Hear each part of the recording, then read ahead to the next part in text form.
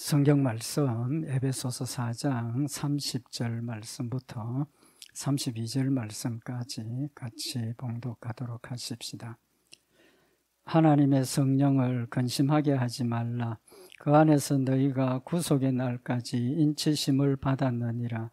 너희는 모든 악독과 노함과 분념과 떠드는 것과 회방하는 것을 모든 악의와 함께 버리고 서로 인자하게 하며 불쌍히 여기며 서로 용서하기를 하나님이 그리스도 안에서 너희를 용서하심과 같이 하라. 아멘. 우리 그동안 우리 세 사람의 삶에 대한 구체적인 모습을 우리 상고를 하고 있습니다. 우리 오늘은 30절에 하나님의 성령을 근심하게 하지 말라. 그 안에서 너희가 구속의 날까지 인치심을 받았느니라 라고 하시는 이 말씀 상고하도록 하십시다. 오늘 이게 30절에 있는 이 말씀은 명령입니다. 명령. 해도 되고 안 해도 되고가 아니고 하라는 겁니다. 하나님의 성령을 근심하게 하지 말라. 우리 신앙생활의 모토입니다. 그 원칙적인 기준일 수 있죠. 하나님의 성령을 근심하게 하지 말라. 이게 우리의 삶의 구체적인 목표가 되어야 된다는 겁니다. 그 이유가 그 안에서 너희가 구속의 날까지 인치심을 받았느니라. 그 안에서 너희가 구속의 날까지 인치심을 받았다. 그 뜻이 뭡니까? 설명 안 드려도 아실 수 있죠. 그 안에서, 다시 말하면 성령 안에서 우리가 구속의 날까지 인침을 받았다는 겁니다. 하나님께서 우리를 인치셨다는 거죠. 인쳤다는 것은 보증을 했다 그 말입니다. 그죠? 임봉했다. 그래서 한번 손 못 대도록 그렇게 했다는 거죠. 그래서 우리가 하나님의 자녀가 되었기 때문에 하나님의 인치심을 받고 하나님의 거룩한 백성이 되었기 때문에 하나님의 성령을 근심하게 하지 말라라고 말씀을 하고 있는 겁니다. 그러니까 내가 하나님의 자녀이기 때문에 성령을 근심하게 하면 안 된다는 거죠. 바꿔 말하면 성령을 근심하게 하지 않는 게 아니고 더 적극적으로 뭐 해야 됩니까? 성령을 기쁘시게 해야 된다는 거죠. 그러니까 우리가 하나님을 기쁘시게 하고 하나님이 즐거워하는 일을 해야 하고 하나님이 화를 내시고 근심할 그런 일들 하지 말라라는 신앙생활의 가장 기본적이고 원칙적인 부분을 말씀을 하시는 겁니다. 그러면 성령을 근심하게 하지 말라 그랬는데 성령 근심하게 하는 게 뭐 어떤 게 성령을 근심하게 하는 겁니까? 그걸 알아야 근심 안 하게 하죠. 걱정 안 하게 하시는. 우리 아이들이 예를 들어서 내가 부모인데 우리 아들이 이렇게 자라면서 아버지를 근심하게 하는 일이 있습니까? 없습니까? 없을 수 없죠. 있습니다. 근데 또 때로는 어떻습니까? 기쁘게 하는 일도 하거든요. 근데 몰라서 근심하게 하는 경우도 있지만 알면서도 근심하게 하고 또 능력이 안 돼서 근심하게 하는 그런 경우들도 있습니다. 그런 의미를 지금 말씀을 하시는데 그럼 근심하는 게 대표적인 게 뭡니까? 설명 안 드려도 아실 수 있지 않습니까? 하나님 근심하는 게 뭡니까? 하나님 떠나는 것. 하나님 말씀 불순종하고 하나님을 거역하고 육신의 욕심에 빠져서 세상 연락에 빠져서 하나님 잊어버리고 사는 그게 하나님이 근심하는 일입니다. 거기에서 좀 더 한 걸음 나가면 대항하는 거죠. 하나님 대적하고 대항하는 것. 그래서 이사야서 63장 10절에 보면 그들이 반역하여 주의 성신을 근심하게 하였으므로 하나님의 뜻을 반역하고 대적하고 하나님의 뜻을 거스리니까 주의 성신을 근심케 하셨다. 물론 주의 성신을 근심케 하셨지만 성령이 근심하는 것이지만 하나님, 예수님, 성령님이 삼위일체시니까 성령이 근심하면 누구도 근심합니까? 예수님도 근심하시고 하나님도 근심하시고 아버지도 근심하신다. 이제 그런 의미를 말씀을 하시는 거죠. 그래서 하나님을 반역하는 것, 거역하고 도망가고 하나님의 뜻을 어그러뜨리는 그것을 하나님이 근심하신다는 겁니다. 근심하신다. 그 다음에 데살로니가전서 5장 19절에 우리가 알고 있는 것처럼 성령을 뭐 하지 말라 그랬습니까? 소멸치 말라 그랬죠. 성령의 역사를 소멸하는 그 자체 하나님께서 근심하신다는 겁니다. 이 근심하신다는 의미를 우리가 굉장히 소중하게 생각을 해야 되는데 근심하신다는 것은 끊어버린다가 아니죠. 걱정한다는 건 뭡니까? 뭐가 있습니까? 사랑이 있기 때문에 돌이키도록 하기 위한 그런 걱정과 근심으로 우리를 도와주시고 붙들어주시고 인도하시는, 함께 하심의 의미를 가지고 있는 단어라는 겁니다. 그래서 우리가 하나님을 영화롭게 하고 하나님을 잘 섬기면 하나님이 기뻐하시고 즐거워하시고 만족해 하시지만, 우리가 하나님을 뜻을 버리고 하나님의 영광을 어그러뜨리게 할 때 성령님께서 근심하시고 하나님 근심하신다는 거죠. 그런데 이 중요한 의미, 여기서 이 말씀에서 우리가 한 가지 중요하게 생각하고 넘어가야 될 게 뭐냐 하면, 이 성령님이 특징이 있습니다. 특징이 뭐냐 하면, 특징이라는 표현이 좀 이상하긴 한데, 구약시대 성령하고 지금 신약시대 성령님하고 차이가 있습니다. 오해하시지 마세요. 성령이 다르다가 아닙니다. 다르다가 아니고 성령의 역사가 차이가 있습니다. 무슨 말이냐 하면, 구약시대에도 하나님의 백성들이 하나님 말씀 순종하고 하나님의 뜻을 이루는 일에는 누가 함께 하셨습니까? 성령님이 오셔서 성령님이 함께 하시고 하나님의 일을 감당하도록 인도하셨습니다. 근데 구약시대에 하나님 성령이 임해서 하나님 말씀대로 순종하고 하나님 뜻대로 살았지만, 그가 인간 중심으로 자기 욕심으로 돌아가면 성령님이 떠나갔다라고 성경에 표현을 하고 있습니다. 이 표현이지 정확한 건 아닙니다. 대표적인 예가 뭐냐 하면 삼손이 하나님의 성령이 임하시고 능력을 가지고 하나님 말씀대로 역사할 때 큰 일을 했지 않습니까? 근데 삼손이 세상에 넘어져서 들릴라의 벽에 무릎을 베고 뭐 이러고 있다가 다 잊어버리고 하나님이 하지 말라고 했던 것 하게 되고 밝히게 되고, 그렇게 되니까 성경이 뭐라고 표현합니까? 사사기 16장 20절에 보면 들릴라가 가로되 삼손이여 블레셋 사람이 당신에게 미쳤느니라. 이 들릴라가 막 꽂아가지고 당신의 힘의 능력이 어디 있느냐 물어서 처음에는 안 가르쳐줬죠. 안 가르쳐주다가 나중에는 탁 넘어가가지고 사실은 내 이 머리카락이 힘의 근원이다. 그래서 들릴라가 삼손이 잠들었을 때 머리카락 몇 가닥 뽑아가지고 건드려 보니까 힘이 없어진 걸 알고 이제 숨어있던 사람들을 불러들이게 되죠. 그때 삼손을 깨우죠. 들릴라가 삼손을 깨우면서 블레셋 사람이 왔다. 삼손이 잠을 깨며 이르기를 내가 전과 같이 나가서 몸을 떨치리라 하여도 여호와께서 이미 자기를 떠나신 줄을 깨닫지 못하였더라. 여호와께서 떠났다라고 표현을 하고 있습니다. 성령이 그와 함께 하시고 능력을 행하게 하시던 그 성령이 이미 그를 떠났지만 깨닫지 못하고 있었다는 겁니다. 그러니까 힘을 감당할 수가 없어서 붙잡혀가지고 결국 마지막에 좋지 않은 결과를 이루게 되죠. 또 한 사람이 있습니다. 사울 임금이 이 왕으로 세움을 받을 때 이제 당신이 하나님의 첫째 이스라엘 왕이 되었습니다. 이제 전함을 받고, 그 다음에 이제 그 사무엘상 10장 6절에 보면 사무엘이 이 사울에게 여호와의 신이 크게 임하리니 너도 그들과 함께 예언을 하고 변하여 새 사람이 되리라. 하나님께서 너에게 주시는 그 때가 되면 너에게 성령이 여호와의 신이 임하게 될 것이고 예언을 하게 되어서 하나님께서 너와 함께 하시고 너를 왕으로 세운 징조를 보게 될 거다라고 이야기를 하게 됩니다. 그래서 사무엘상 10장 9절에 보면 그날 그가 사무엘에게서 떠나려고 몸을 돌이킬 때 하나님이 새 마음을 주셨고 그날 그 징조도 다 응하니라. 그들이 산에 이를 때에 선지자의 무리가 그를 영접하고 하나님의 신이 사울에게 크게 임함으로 그가 그들 중에서 예언을 했다. 사울을 임금으로 세우실 때 하나님께서 그에게 성령을 충만히 부어주시고 함께 하셔서 하나님의 일을 감당하게 했다라는 겁니다. 그런데 마지막에 어떻게 됩니까? 블레셋과의 싸움에서 이기고 난 뒤에 하나님께 영광 돌리고 하나님께 감사해야 될 그가 자기의 전적비를 세우고 떠나게 되죠.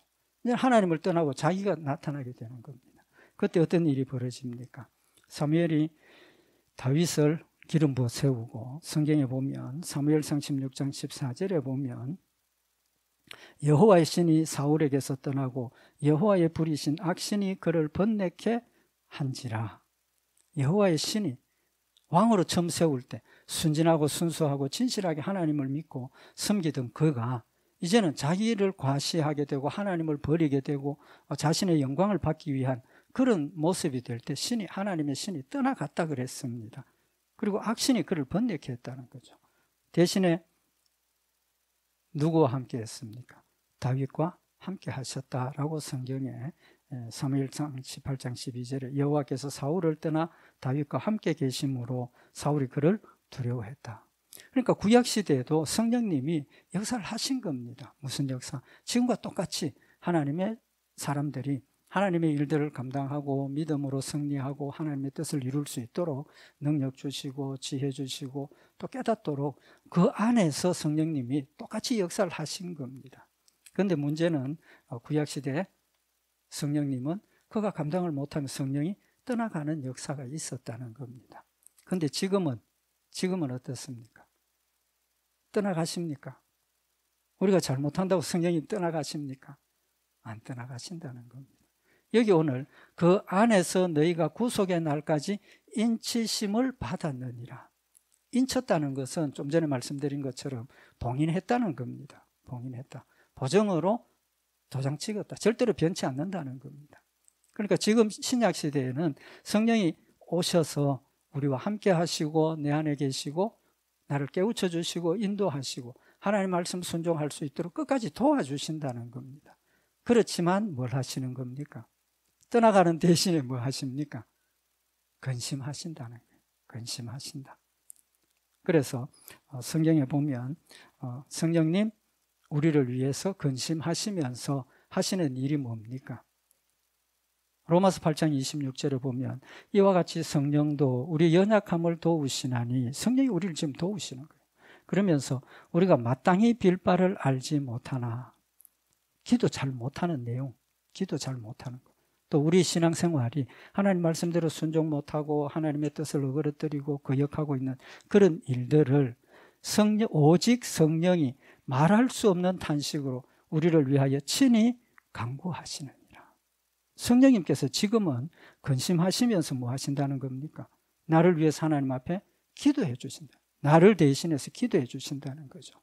그리고 마음을 감찰하시는 이가 성령의 생각을 아시나니 이는 성령이 하나님의 뜻대로 성도를 위하여 간구하심이니라. 성령님 하나님의 뜻을 명확하게 알고 있으니까 내가 하나님 말씀에서 떠나 있는 그 상황에서 하나님의 뜻대로 내가 살 수 있도록 하나님 말씀대로 내가 하나님의 뜻을 순종할 수 있도록 나를 위해서 계속 기도하고 계신다는 사실을 말씀을 하고 있는 겁니다. 그래서 오늘 여기 성령을 근심하게 하지 말라, 그 말은 성령이 떠나가시지 않는다는 겁니다. 심지어 베드로가 어떻게 했습니까? 나 죽는 데까지 따라가겠습니다 했는데 3번이나 부인하고 나 모른다고 저주까지 하면서 그랬지 않습니까? 아마 구약시대 같으면 어떻게 했겠습니까? 성령이 떠나가고 끝났을 겁니다. 그러나 지금 시대는 하나님께서 성령님 보내셔서 내 안에 계시고 나와 함께 계시고 나를 지도하시고 이끌어 인도하시는 성령님이라는 사실을 우리에게 교훈을 하고 있는 겁니다. 그래서 근심하시고 나를 위해서 기도하신다. 그 의미를 구체적으로 그 안에서 그랬습니다. 오늘 얘기 너희는 하나님의 성령을 근심하게 하지 말라. 그 안에서 너희가 구속의 날까지 인치심을 받았느니라. 그 안에서, 누구 안에서? 성령님 안에서. 성령님 안에서라는 그 말은 성령님이 나와 함께 계신다 그런 뜻이고, 또 성령님 안에서라는 것은 성령님이 나와 하나가 되어서 나를 인도하시고 다스리신다 그런 뜻을 가지고 있습니다. 그래서 요한복음 14장 16절에 보면 예수님께서 자신이 죽으시고 하나님께로 가신다 하실 때 제자들이 걱정하고 두려워했을 때 예수님이 말씀하셨죠. 내가 아버지께 구하겠으니 그가 또 다른 보혜사를 너희에게 주사 영원토록 너희와 함께 있게 하시리라. 구약시대하고는 전혀 다르다는 겁니다. 구약시대는 오셨다가 가셨지만 이후로 예수님 이후로 오시는 보혜사 성령님은 영원토록 너희와 함께 있으리라. 영원토록 우리와 함께 있다라고 말씀을 하시고, 또 26절에 요한복음 14장 26절에 보혜사 곧 아버지께서 내 이름으로 보내실 성령 그가 너희에게 모든 것을 가르치시고 내가 너희에게 말한 모든 것을 생각나게 하시리라. 가르치고 생각나게 하시고 순종하게 하시고. 그러니까 성령님이 지금 우리와 함께 하시고 성령님께서 말씀을 깨닫게 하시고 나를 돌아보게 하시고 또 죄를 인정하게 하시고 회개하게 하시고 하나님의 모든 것들을 깨달을 수 있도록 기도해 주시고 또 직접 간섭하셔서 돌이키게 하시고 또 행할 수 있는 뭐도 주십니까? 능력도 주신다는 겁니다. 능력도 주신다. 그러니까 그 안에서 우리가 하나님과 함께 지금 동행하고 있다는 겁니다. 근데 문제가 뭡니까? 내가 하나님 나와 함께 계시고 함께 가고 계시는데 내가 그것을 느끼지 못하고 또 내가 그것을 인정하지 못하고 내가 그것을 때로는 의심하고 두려워하고 세상 것 빠져있는 그게 문제라는 거죠. 결국은 나한테 문제가 있다는 겁니다. 그렇지만 성령님이 나를 끝까지 인도하신다. 그런데 언제까지입니까? 너희가 구속의 날까지 인치심을 받았느니라. 언제까지? 구속의 날까지 인치심을 받았다. 이 구속의 날이라는 뜻이 뭡니까? 구속의 날. 구속이라는 뜻이 뭡니까? 죄 용서한다 그 말이죠.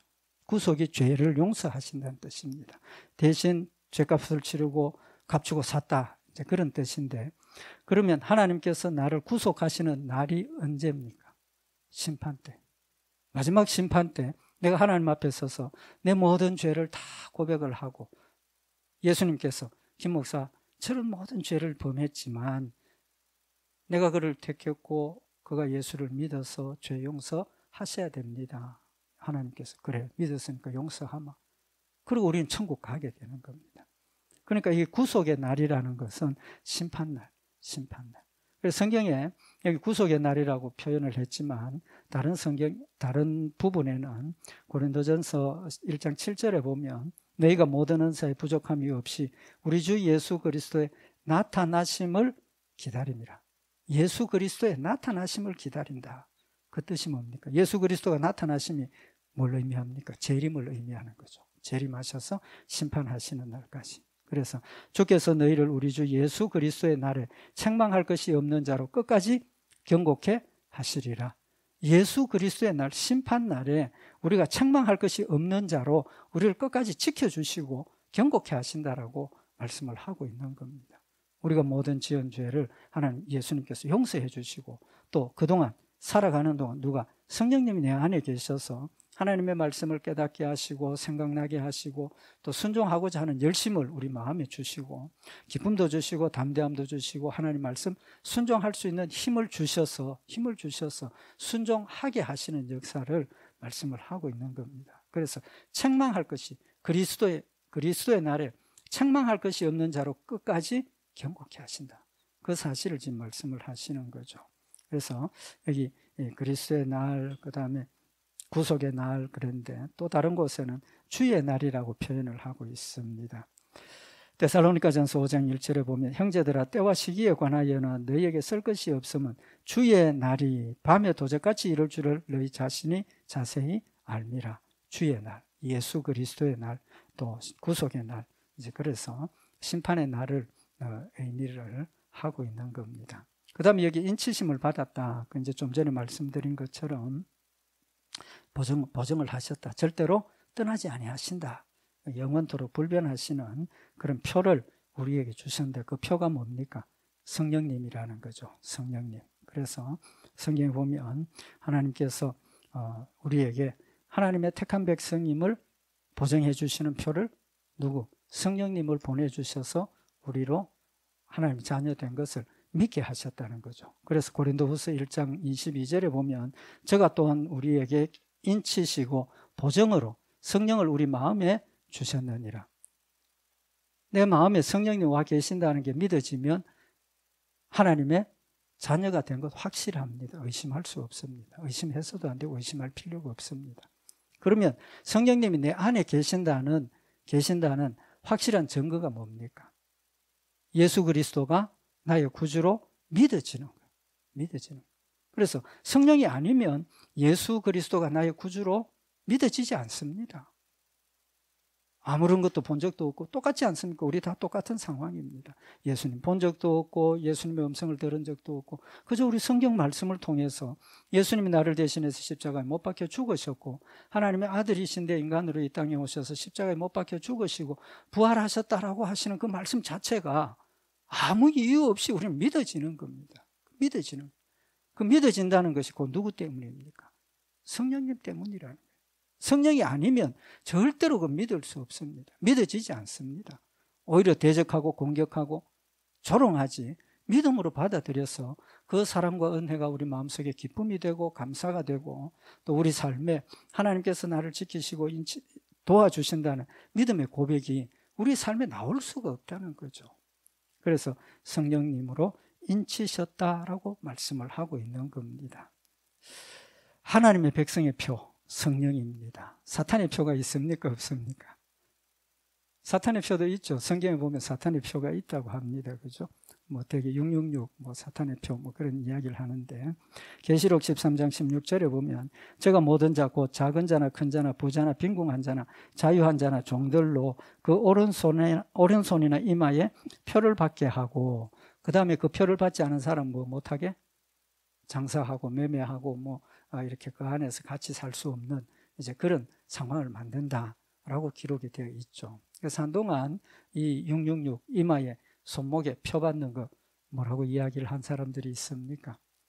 처음에는 크레딧 카드 이걸 이야기를 하는 분들도 있습니다. 크레딧 카드가 이 표라고 이 사탄의 표기 때문에 이거 쓰면 안 된다고 뭐 그런 이야기를 한 적도 있고 또 뭐 요새 몸에 인식 칩 심는 거 뭐 그런 것들 물론 가능성이 있을 수도 있지만 이 표라는 것은 왜 제가 이 말씀을 드리느냐 하면 성령님 내 안에 와 계심이 크레딧 카드나 뭐 어떤 인간의 어떤 물건 가지고 지금 표시하는 겁니까? 아니지 않습니까? 영적으로 하나님께서 우리에게 주신 표입니다. 마찬가지로 사탄이 자신의 것들에게는 자신의 백성들에게는 영적인 표를 한 거지 드러나는 그런 것들을 가지고 그거 다 찢어버리면 아무 효력이 없습니다. 그들의 마음에 하나님의 인치심을 받지 못했기 때문에 원래부터 가지고 있는 그 죄악의 표를 가지고 있는 그런 의미를 지금 말씀을 하고 있는 겁니다. 대표적인 예가 뭐냐 하면 창세기 4장에 보면 가인이 동생을 죽였죠. 하나님께 벌을 받았습니다. 그죠? 하나님께서 뭐라 그럽니까? 너 이제 한 곳에 정착해 못 있는다. 유리하고 땅을 세 개를 이제 떠돌아 다녀야 된다. 그렇게 말씀을 하시죠. 그러니까 가인이 뭐라고 이야기를 합니까? 창세기 4장 14절에 보면 주께서 오늘 이 지면에서 나를 쫓아내시온즉 이 지면에서 나를 쫓아낸다. 이 지역에서 쫓아낸다는 말이죠. 내가 주의 낯을 배웁지 못하리니 내가 땅에서 피하며 유리하는 자가 될지라.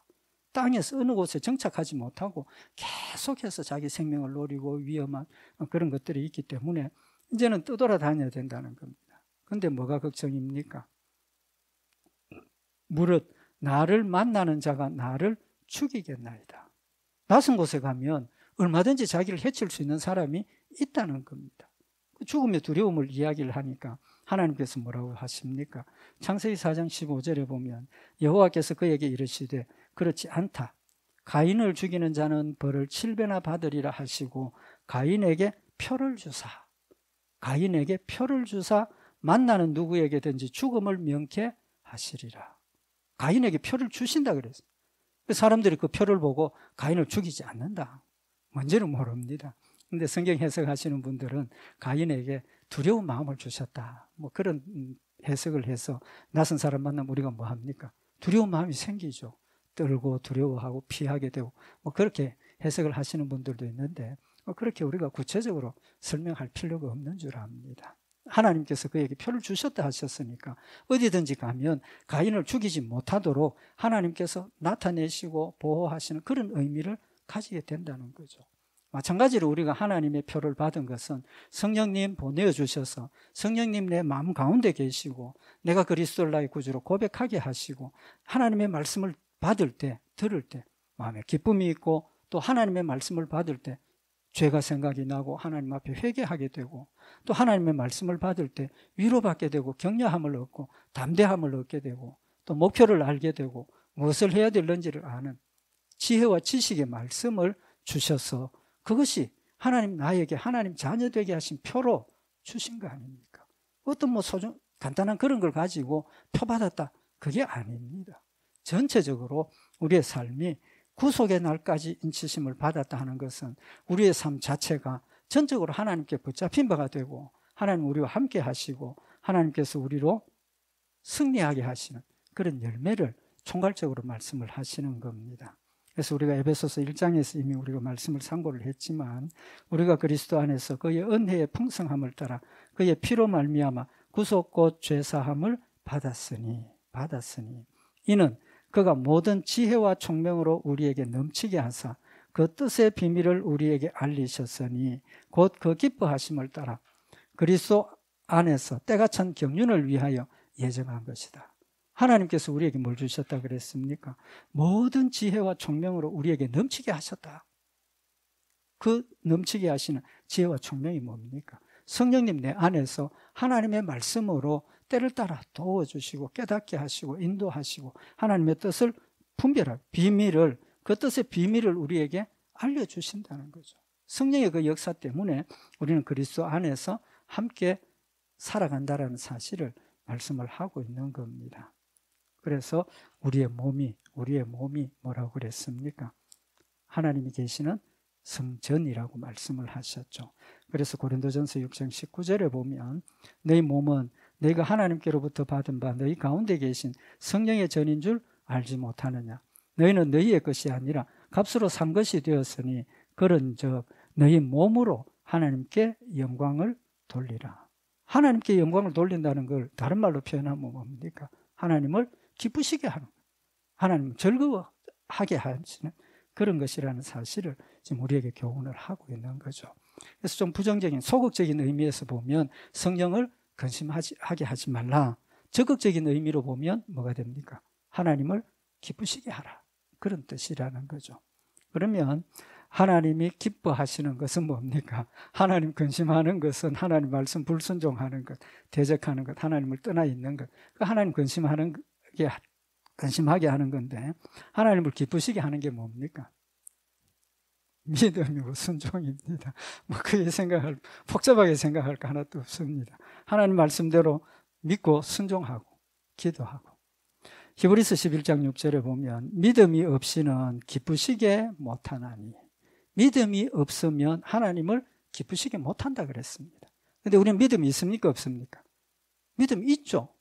있으니까 기쁘시게 할 수 있는 능력이 우리에게는 이미 있습니다. 이미 있다고. 조그마한 것을 통해도, 조그마한 것이라도 믿음의 열매를 맺을 때 하나님이 기뻐하신다는 겁니다. 우리가 하나님을 기쁘시게 한다 하니까 큰 걸로 하나님을 즐거워하게 하고 하나님을 기쁘시게 하는 것, 자꾸 그런 생각을 하는데, 하나님 기뻐하시는 것은 사소한 것까지도, 아주 적은 것까지도 하나님이 내가 하나님 말씀대로 순종하는 모습을 보면 기뻐하시는 거예요. 우리가 애들 키우면서 어떻게 합니까? 처음에 애들 이유식 할 때 기뻐하고, 또 제일 기뻐할 때가 뭡니까? 걸음마 시작할 때, 그죠? 또 엄마 아빠 이름 못하고 이름도 부르지도 못하고 있을 때 아빠 하면 와, 하나님은 우리의 모습을 보시고 기뻐하시는 모습이 바로 그런 걸 생각을 하자는 겁니다.